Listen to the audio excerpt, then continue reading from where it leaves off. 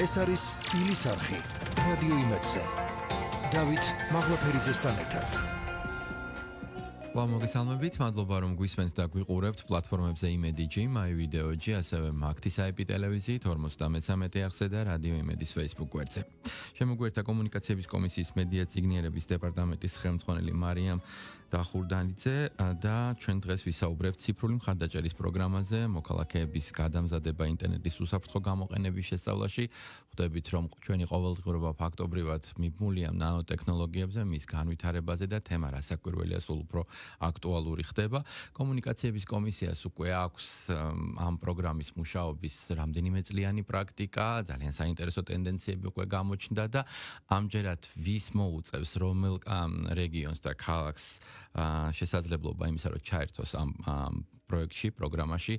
მოკლედ ამ აქცენტებს დავსვათ დღეს გადაცემაში. მოგესალმებით, მარიამ, მადლობა გადაცემაში სტუმრობისთვის. ვიდრე უშუალოდ გადავალთ თქვათ იმ ქალაქზე, სადაც ფოკუსი გაკეთდება. მოდით გადავალოთ თვალი იმ წლებს, რომელმაც გარკვეული ტენდენცია უკვე ამ კუთხით შექმნა. პროექტი ძალიან აქტუალურია, მნიშვნელოვანია, მაგრამ მაინც ალბათ ყველაზე საინტერესო ის არის, რისი სწავლა შეუძლიათ ამ ადამიანებს. ეხლა თავისთავად ის რომ ეს უფასოა და ვთქვათ, კიდევ უფრო მიმზიდველია ამ კუთხით, ამასაც ვხვდებით და შემდეგ უკვე ვისაუბროთ დაინტერესების როგორი მაჩვენებელი გვაქვს. კი ბატონო, მოგესალმებით, მივესალმები მსმენელებს. კომუნიკაციების კომისია უკვე მეოთხე წელია ახორციელებს ციფრული მხარდაჭერის პროგრამა. ეს პროგრამა მიმდინარეობს ინტერნეტიზაციის სახელმწიფო პროგრამის ფარგლებში და სახელმწიფო პროგრამის მხარდამჭერი პროექტი არის Login Georgia, რომელიც არის 5 წლიანი საინვესტიციო პროექტი, რომელიც დაფინანსებულია მსოფლიო ბანკისა და საქართველოს მთავრობის თანადაფინანსებით.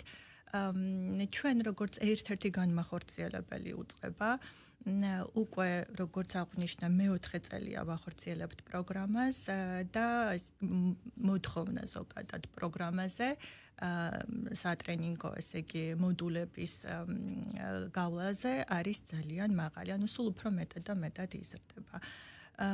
პროგრამას ახორციელებს პროგრამის კოორდინატორი, ციფრული ელჩები და ტრენერთა გუნდი. უფრო მინდა ვკონცენტრირდე ციფრულ ელჩებზე, ის ადამიანები არიან, რომლებიც წარმოდგენილი არიან რეგიონებში, ადგილზე, იმისთვის რომ მოახდინონ ამ ინფორმაციის გავრცელება ადგილობრივ მოსახლეობაში. მოდით ახლა შინაარსზე ვისაუბროთ, ამ ელჩებს რეალურად რა ფუნქცია აქვთ და რა მიმართულებით რა აქვს. დიახ, და ისინი რეალურად მობილიზებას აკეთებენ ადამიანების, ადგილობრივი მოსახლეობის, რომელთაც შეუძლიათ, რომ ესე იგი ინტერესის შემთხვევაში მიიღონ მონაწილეობა ამ სატრენინგო პროგრამაში. სახელწოდებიდანაც ჩანს, ხო, ციფრული მხარდაჭერის პროგრამა, რომ ციფრულ წიგნიერებაზე და ინტერნეტის უსაფრთხო გამოყენებაზე ვართ ორიენტირებული. ზოგადად პროგრამის მიზანია, რომ ადგილობრივ მოსახლეობას დაეხმაროს ინტერნეტის უსაფრთხო გამოყენებაში, ასევე მის მიზნობრივ გამოყენებაში, ხო, სარგებლიან აპლიკაციების უფრო ეფექტიანად გამოყენებაში. და სანამ ვთქვათ, აი ამ ორ ძირითად თემატიკაზე ვკონცენტრირდებოდით, მანამდე ჩატარდა საჭიროებების კვლევა ადგილობრივ მოსახლეობაში, რომელმაც გამოავლინა ის ძირითადი საჭიროებები, რომელიც აქვს ვთქვათ, აი ამ კონკრეტულ ჯგუფებს, ამიზნე ჯგუფებს და ეს არის ის საბაზისო უნარები, ციფრული უნარები. დღეს იცით ციფრულმა ტექნოლოგიამ და ზოგადად ციფრული სამყარო ჩვენს ყოველდღიურ ცხოვრებაში როგორი შემოჭრილია და ის ცოდნები იმდენად სწრაფად ვითარდება, ხომ, ციფრული ტექნოლოგიები, რომ ჩვენც აუცილებლად უნდა დავეწიოთ ჩვენი ცოდნებით აი ამ პროცესს, ამიტომაც ძალიან მნიშვნელოვანია, რომ აი ეს უნარები იყოს ხელმისაწვდომი, არა მხოლოდ თქვათ ჩვენთვის, ვინც თქვათ ვისაც აუცილებლად გვჭირდება ეს უნარები, არამედ იმ ადამიანებისთვისაც, რომლებიც შეიძლება ასეთი პრიორიტეტული არ იყოს, თუმცა კიდევ ერთხელ ვიმეორებ, ეს იმდენად ჩვენი ყოველდღიურობის ნაწილი გახდა, რომ და ეს ესე იგი ამ საჭიროებას უკვე ადგილობრივ მოსახლეობაც გრძნობს. მზაობა ამ გამოწვევებს, რომელსაც გვთავაზობს ყოველდღიურობა, გაუმკლავდეთ, ითხოვს უპირველესად გარკვეული, თქო, საბაზისო უნარების ცოდნას, ელემენტარულ ტექნიკას, თქვათ, როგორ შეიძლება, რა მიმართულებით შეიძლება, რომ გამოიყენო შენი მოწყობილობა, რომელიც ახლა ყველას ხელში უჭირავს. მოდით გითხარით, თქვათ, რა უნარებს ავითარებს უპირველეს ყოვლისა, რაზეა ყველაზე მაღალი მოთხოვნა და ინტერესი, რა რეალობა გქონდათ მანამდე და აი ამ 4 წელმა რა დაგანახათ, რა შედეგზე გახვედით, თქვათ, უკავშირი რა კუთხით არის უფრო? კი ბატონო, სანამ ამ კონკრეტიკაზე გადავალთ, ალბათ მნიშვნელოვანია ვახსენოთ ამ პროგრამის მახასიათებელი, რაც არის გეოგრაფიული არეალი და რითაც განსხვავდება და ის უნიკალურია სხვა პროგრამებისგან და პროექტებისგან განსხვავებით. მე ვაღნიშნე ლოგინ ჯორჯია პროექტი, ამ პროექტს აქვს სამიზნე არეალი, გეოგრაფიული არეალი, რომელიც გულისხმობს ამ პროექტის პირველი კომპონენტის ელემენტს, რაც ნიშნავს იმას, რომ პროექტი ახორციელებს პირველი კომპონენტი ახორციელებს ინტერნეტ ინფრასტრუქტურას. შესაბამისად, მეორე კომპონენტი, საგანმანათლებლო კომპონენტი, ხორციელდება პარალელურად და იმ სამიზნე გეოგრაფიულ არეალებში, იმ რაიონებში, სადაც ეს ინფრასტრუქტურა ვითარდება, ინტერნეტ ინფრასტრუქტურა. შესაბამისად, მხოლოდ იმ მოსახლეობას შეუძლია ამ პროგრამაში მონაწილეობის მიღება, რომელიც ამ გეოგრაფიულ არეალში იმყოფება. რაც შეეხება ესე იგი წარმატებას, გამოხმაურებას, ჩვენთვის ინტერესით, კი ბატონო, ნახეთ, ეს საკმაოდ მოწყვლად ჯგუფებთან გვაქვს საქმე, თავიდან, როდესაც დავიწყეთ ეს პროგრამა, მართალი გითხრათ, ძალიან დიდი გამოწვევა იყო ჩვენთვის ამ ადამიანების დაინტერესება ზოგადად სემინარებში მონაწილეობის მიღებაზე, იმიტომ რომ ჯერ მნიშვნელოვანია ინფორმირება, ხომ, რომ მიიტანო ეს ინფორმაცია და მეორე მნიშვნელობა დაანახო ადამიანებს აი ამ საჭიროების. წლებთან ერთად ესე იგი გრძნობთ, რომ საოცრად იზრდება ინტერესი ადგილობრივი მოსახლეობის მხრიდან, რა თქმა უნდა, ეს ინტერნეტის აქტუალობიდანაც გამომდინარეობს, კვლევა ვახსენე, რომელიც პროგრამის დიზაინის წინარე აქტივობა იყო და ამ კვლევამაც აჩვენა, რომ ინტერნეტზე მოთხოვნა არის ძალიან მაღალი ამ გეოგრაფიულ არეალში, მათ შორის 90%-ს გამოკითხულთა 90%-ს მობილური ინტერნეტი აქვს და შესაბამისად იყენებენ, თქვათ, აი იმ სიკეთებს, რაც ინტერნეტს თან ახლავს. აქედან გამომდინარე, აი აქტუალობა, რომ ვიცოდეთ და გქონდეს ის უნარები, რომ უფრო ეფექტიანად გამოვიყენოთ და მოვახდინოთ ეფექტიანი ნავიგაცია ციფრულ სამყაროში, სულ უფრო და უფრო იზრდება. და რაც შეეხება ეს ინტერესის სფეროს, ერთ-ერთი მაგალითად ციფრული წიგნიერების მოდულის ფარგლებში ვასწავლით, როგორ უნდა მოვახდინოთ, თქვათ, ელექტრონული მეილის რეგისტრაცია და მისი გამოყენება, სხვა საკომუნიკაციო საშუალებები და ასევე Google-ის საძიებო სისტემაზე ესე იგი, შესაძლებლობებზე იყო ამ ტრენინგ მოდულში საუბარი, თუმცა აი დროსთან ერთად ჩაანაცვლა ხელოვნურმა ინტელექტმა, იმიტომ რომ ამ ხელოვნური ინტელექტის შესაძლებლობები გაცილებით უფრო დიდია და მრავალფეროვანი და შესაბამისად მოსახლეობისგან უფრო მეტი ინტერესი წამოვიდა ხელოვნური ინტელექტის გამოყენებასთან. მარიამ, ადამიანებს ყოველდღე ესმით ფაქტობრივად ხელოვნური ინტელექტის შესახებ. როგორ ფიქრობთ, საზოგადოება, რომელსაც თქვენ ხვდებით, მუნიციპალიტეტები, ქალაქები, სოფლები, რამდენად ხვდებიან, რომ ეს ძალიან აქტუალური საკითხია და ხვალ შეიძლება, თქვათ, ხელოვნურმა ინტელექტმა ბევრი ისეთი საკითხი გადაჭრას მათი, რაც ძალიან გამოადგებათ ყოველდღიურ ცხოვრებაში. რამდენად აქვთ ეს ცოდნა და აი რა კუთხით, თქვათ, ეხმარებით თქვენ თუნდაც ხელოვნური ინტერესის უფრო პრაქტიკულად გამოყენების კუთხით? თითქოს არის ტრენინგამდე ვერ ვიტყვით, რომ ეს ინფორმაცია მოსახლეობას აქვს, მაგრამ ზუსტად აი ამ პროგრამის ალბათ სარგებელიც ის არის, ხომ და ეფექტი, რომ ტრენინგის გავლის შემდეგ ძალიან ხდება მოსახლეობის ცნობიერების ამაღლება, არა მხოლოდ ხელოვნური ინტელექტზე, არამედ ზოგადად იმ შესაძლებლობებზე, რომელსაც ინტერნეტი იძლევა, ხო, ინტერნეტის გამოყენება იძლევა, ასე რომ დიახ, ეს რაღაც საოცარი უაღრესად დადებითი უკავშირები, რომელიც ბენეფიციარებისგან მოდის, ანუ ტრენინგის მონაწილეებისგან მოდის, ადამიანები, რომლებიც ამ ცოდნას გადასცემენ, ანუ ტრენერთა გუნდი, რომელიც უკვე ძალიან გამოცდილია და უკვე ძალიან კარგად იცნობს აი ამ კონკრეტული აუდიტორიის საჭიროებებს და მათ შორის მოლოდინებსაც.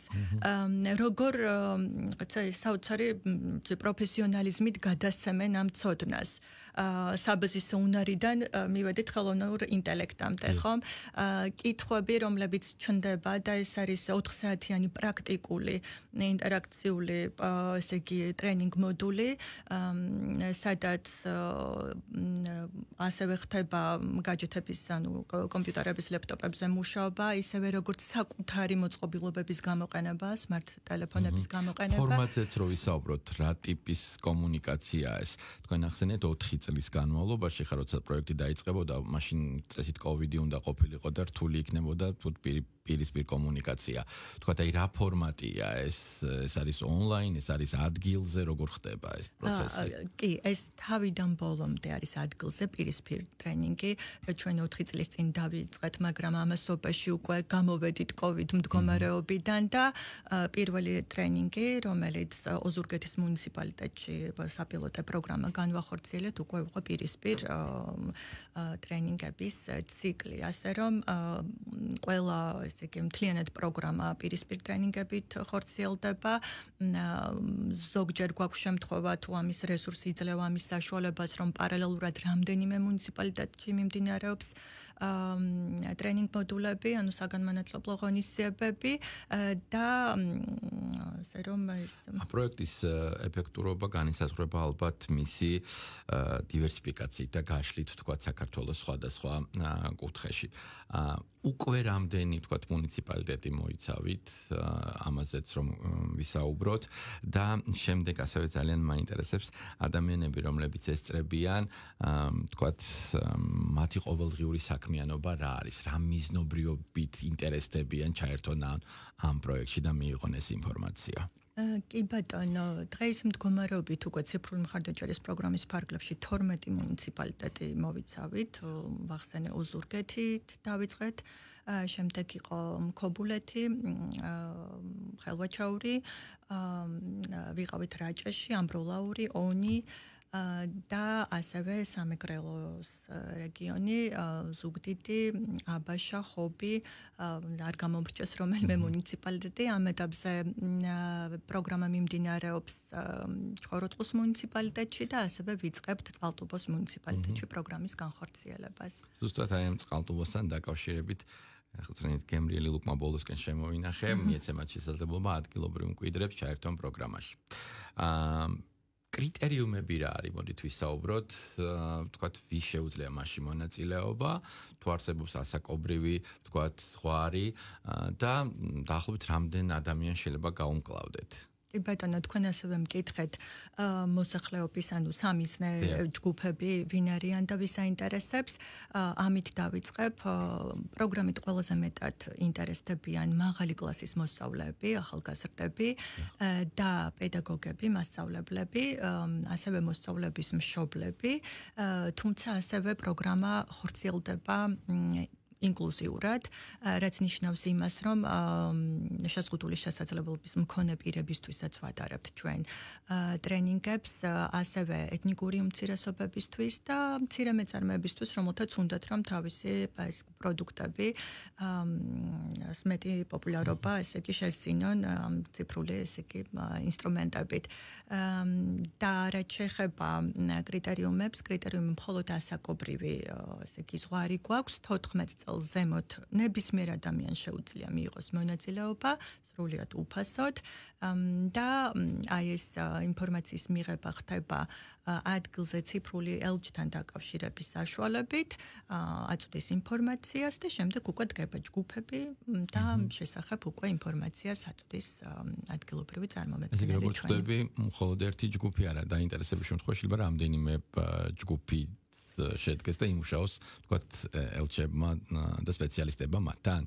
აბსოლუტურად, აი თავში ვახსენეს უნიკალურობა, ფაქტობრივად ყველა ტრენინგი ტარდება სოფლის დონეზე.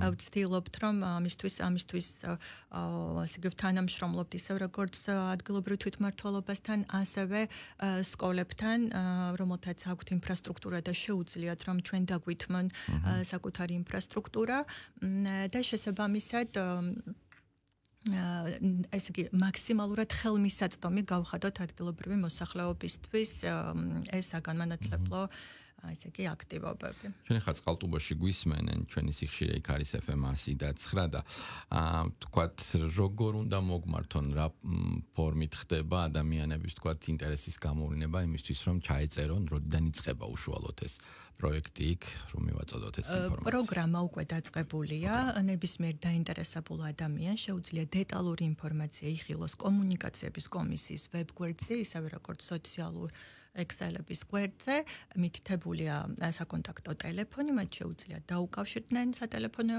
კონტაქტით ჩვენს წარმომადგენელს, ჩაეწერონ და შესაბამისად შემდეგ უკვე შედგება ჯგუფი, რომელშიც შეუძლიათ რომ უკვე მონაწილეობა მიიღონ. Რამდენამდე გაგრძელდება ზოგადად ეს პროგრამა და კიდევ თქვათ რის მოცვას აპირებთ რა მიმართულებით?